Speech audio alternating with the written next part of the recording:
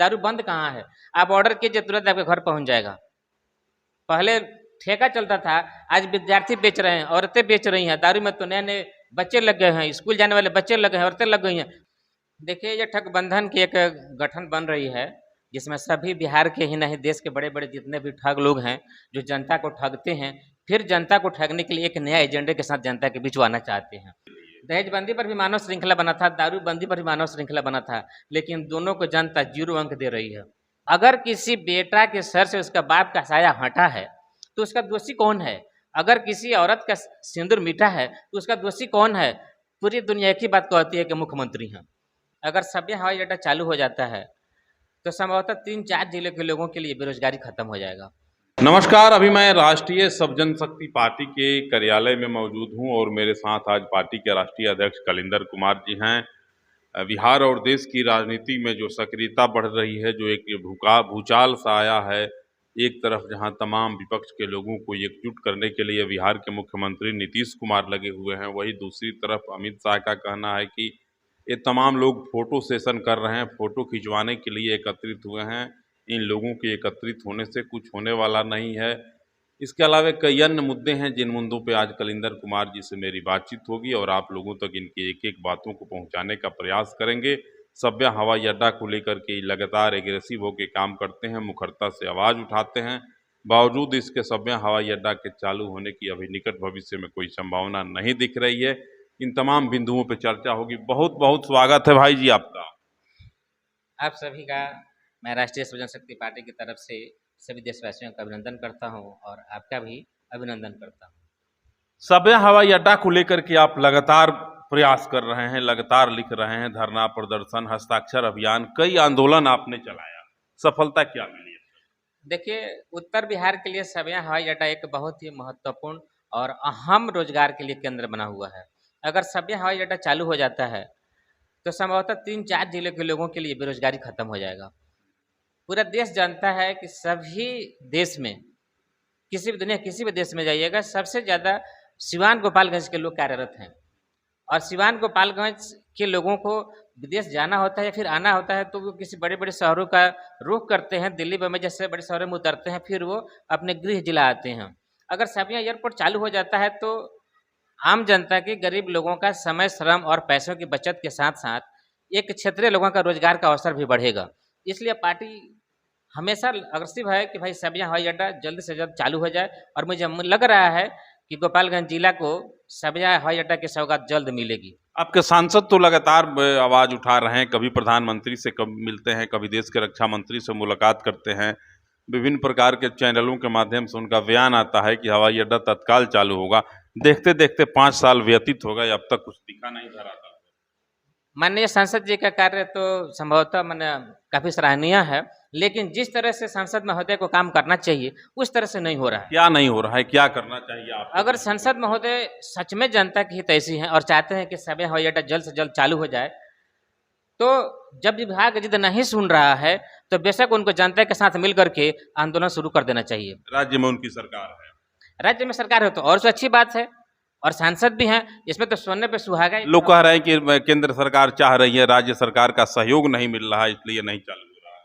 देखिए, ये जुमला है और टाल मटोल करने की ये एक चुनावी लोग का एजेंडा बना हुआ है। ये लोग चाहते हैं कि फिर हवाई अड्डा के नाम पर हम लोग 24 का भी चुनाव जीत जाएंगे, लेकिन मेरा वादा है कि राष्ट्रीय सब जनशक्ति पार्टी ऐसा नहीं करने देगी। आइए बात करते हैं बिहार की राजनीति पर। बिहार के मुख्यमंत्री नीतीश कुमार जी आज पूरे देश के जो विपक्ष के मजबूत नेता हैं, बड़े चेहरे जितने हैं बिहार के और देश के राजनीति के विपक्ष में जो लोग हैं, तमाम लोगों को पटना में एक्वायर करके आज और कैसे भाजपा को उखाड़ करके सत्ता से बाहर किया जाए, नरेंद्र मोदी को और अमित शाह की जोड़ी को कैसे सत्ता से बेदखल कर दिया जाए, इस पे एक आज मीटिंग चल रही है। रणनीति तैयार हो रही है कि अगले लोकसभा के चुनाव में हम लोगों को क्या करना है। क्या कहेंगे, किस प्रकार का यह मुद्दा मीटिंग है? देखिए, ये ठगबंधन की एक गठन बन रही है, जिसमें सभी बिहार के ही नहीं देश के बड़े बड़े जितने भी ठग लोग हैं जो जनता को ठगते हैं, फिर जनता को ठगने के लिए एक नया एजेंडे के साथ जनता के बीच आना चाहते हैं। अगर सही में वो लोग जनता की हितैषी हैं तो कभी बेरोजगारों की बात क्यों नहीं करते हैं, कभी रोजगार की बात क्यों नहीं करते हैं? जिस तरह से उन्होंने नौकरियां बेच दी, रेलवे बेच दी, LIC बेच दी, सेल बेच दी, और फिर एक नया समीकरण बना रहे हैं कि हमें किस तरह से युवाओं को लुभाना है। हर साल चुनाव में इन लोग का एजेंडा बदल जाता है। अगर ये लोग इतना ही जनता के हितैषी अगर काम करते हैं और रियल में काम किए हैं तो अकेले चुनाव लड़के देखें। जिस तरह से राष्ट्रीय स्वयं शक्ति पार्टी ने अकेले चुनाव लड़ने का वादा किया है कि हम चुनाव में अकेले लड़ेंगे चाहे नतीजा जो भी होगा, तो अगर ये सही में जनता के हितैषी हैं तो अकेले चुनाव लड़ें, गठबंधन करने की क्या जरूरत है। आप जनता के जब हितैषी हैं, जनता के बीच काम करते हैं तो जनता आपको चाहेगी वोट करेगी, नहीं चाहेगी आपको साइड करेगी। अकेले अकेले चुनाव लड़ना चाहिए।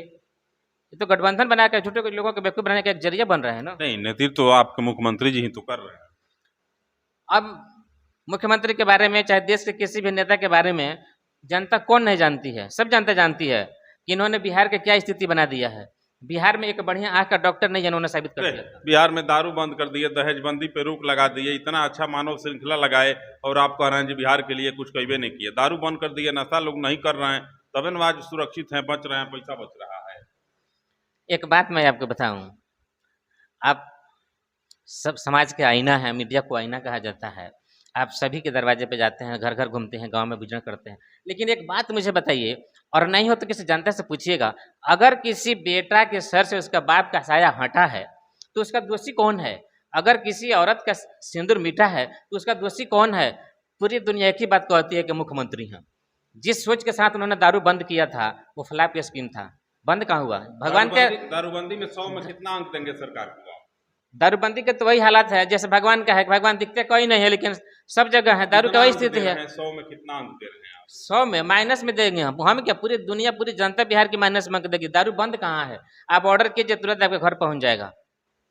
पहले ठेका चलता था, आज विद्यार्थी बेच रहे हैं, औरतें बेच रही हैं। दारू में तो नए नए बच्चे लग गए हैं, स्कूल जाने वाले बच्चे लग गए हैं, औरतें लग गई हैं। अभी हमने देखा था किसी जिला का उठाया एक वीडियो, 80 साल की बुजुर्ग दारू की सप्लाई कर रही थी।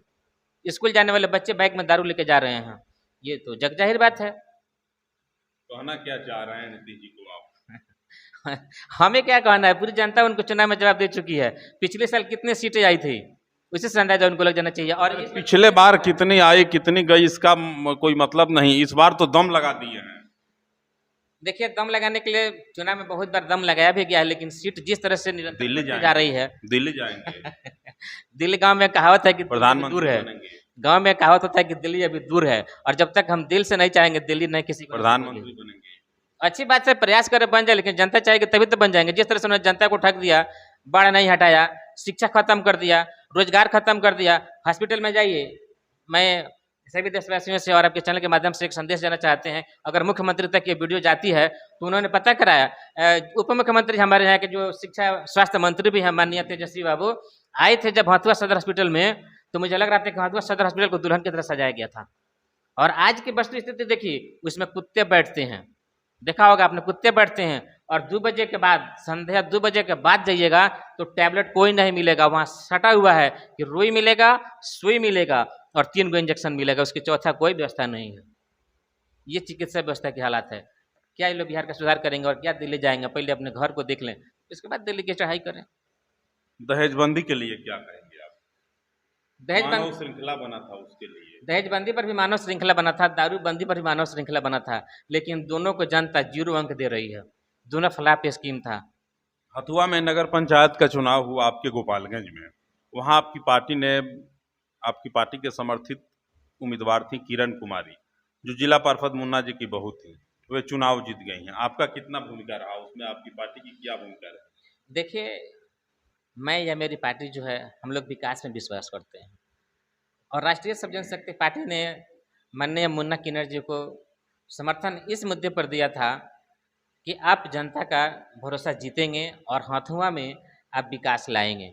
और मुझे भी लगा भी था, जनता ने सहयोग भी दिया, और नतीजा आया कि पार्टी और जनता के सहयोग से अपार मत से रामदर्शन प्रसाद उर्फ मुन्ना किन्नर बहू किरण कुमारी को जीत हासिल हुई, जिसके लिए मैं पूरी क्षेत्रवासियों को धन्यवाद देना चाहता हूं। लोग तो आज संदेह की दृष्टि से देख रहे हैं मुन्ना किन्नर को कि क्या विकास करेंगे हथुआ में। देखिए, अभी आदमी शपथ ग्रहण नहीं लिया हुआ है, जब शपथ ग्रहण ले लेता है उसके बाद हमने जो सूची जारी की है विकास के लिए, उसमें से काम बढ़ करके ही होगा, घट करके नहीं होगा। तो जनता थोड़ा धैर्य रखे, विश्वास रखें कि हम लोग हथुआ को। चलिए, अगले वर्ष लोकसभा का चुनाव होने जा रहा है, क्या आपकी पार्टी का स्टैंड होगा उसमें? देखिए, हमारी पार्टी जो अगले लोकसभा चुनाव होने जा रही है उसमें पार्टी का स्टैंड एकदम स्पष्ट है। हम लोग स्वच्छ और साफ छवि वाले व्यक्ति को टिकट देंगे और निःशुल्क देंगे, और पार्टी अपने स्तर से प्रचार प्रसार करेगी और अच्छे विचारों को जनता के समक्ष रखेगी। पार्टी की जो 13 मांग सूत्री हैं उस पर चुनाव लड़ेगी और मुझे विश्वास है कि जनता का साथ पार्टी को मिलेगा और पार्टी निश्चित रूप से अधिकांशतः सीट लेकर के आएगी। पटना में आज विपक्षी दलों की जो बैठक चल रही है, जो सिर्फ नेतृत्व के नेता आए हुए हैं पटना में, अमित शाह कह रहे हैं कि सब लोग फोटो सेशन कर रहा है, फोटो खिंचवाने आया है। देखिए, अपनी अपनी नज़रिया होती है। इन्होंने तो खुद ही कहा था कि 5-5 लाख रुपया आएगा, 10 करोड़ युवाओं को रोजगार दिया जाएगा और बाद में कह दिया कि ये जुमला है।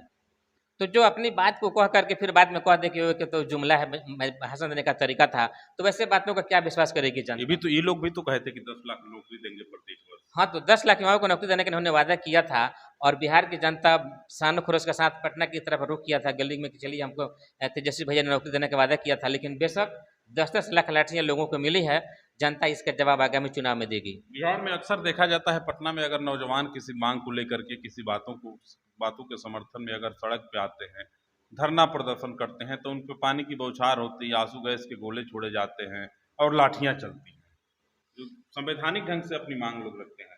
देखिए, बिहार सरकार और प्रशासन का जो रवैया है ना, ये बहुत निंदनीय है। बच्चे को एक तो पढ़ाई के पहले प्रलोभन दिया जाता है कि आप पढ़ो, पढ़ने के बाद उसको 5G नेटवर्क और मोबाइल दे दिया जाता है कि नौकरी की सर्च करो।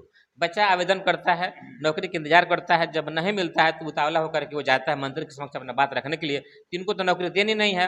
तो फिर उन्होंने पानी की बौछार मार करके चिन्हित करते हैं, फिर उसको पिटवाते हैं ताकि फिर ये लोग वापस नौकरी मांगने के लिए नहीं आए। अगले चुनाव में क्या करेंगे आप? गठबंधन करेंगे या फिर डायरेक्ट लड़ेंगे? नहीं, पार्टी स्वतंत्र लड़ेगी और सभी सीटों पर लड़ने का प्रयास है और हम लोग स्पष्ट और स्वच्छ विचारधारा के लोगों को टिकट देंगे।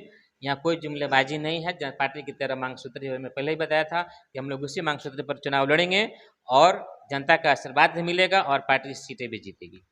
कलिंदर कुमार सिंह जी हैं, राष्ट्रीय सब जनशक्ति पार्टी के राष्ट्रीय अध्यक्ष हैं। अभी आप इनको सुन रहे थे। भाजपा को भी और तमाम विपक्षी दलों को भी घेरने का प्रयास कर रहे हैं। इनका कहना है कि जो लोग भी अब तक सत्ता पे काबिज हुए, जिन लोगों ने भी सरकार बनाई, सरकार में जितने लोग रहे, सब लोगों ने बिहार और देश के एक एक लोगों को ठगने और छलने का काम किया है।